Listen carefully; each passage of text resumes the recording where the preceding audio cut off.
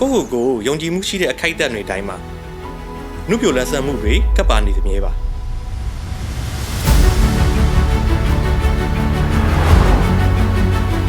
ဒေါက်တာတို့ treatment နေပေးတဲ့အခါအဓိကရွေးချက်ကတော့မိမိရဲ့သဘာဝအလားပါကိုဖော်ထုတ်ပေးပြီးမှန်ကြည့်ရယုံကြည်မှုပိုရှိလာဖို့နဲ့သဘာဝကျကျပြုံးနိုင်လာဖို့ပဲဖြစ်ပါတယ်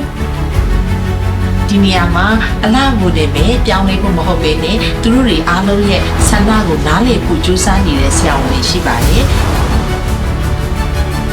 ခင်မင်းနည်းပညာနဲ့နောက်ဆုံးပေါ်ဆက်တွေကိုအသုံးပြုပေးနေတာတဲ့ကပဲဘာတွေလုပ်ရမလဲဆိုတာနဲ့ဘာတွေကိုမလုပ်သင့်ဘူးဆိုတာတွေကိုကျွန်တော်တို့ Usersite လမ်းညွှန်ပေးပါတယ်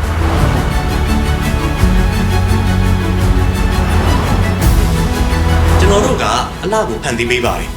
ဒါထက်ယုံကြည်မှုကိုပြန်လည်တည်ဆောက်ပေးနေတယ်လို့ပြောရင်ပုံမှန်ပါလိမ့်မယ်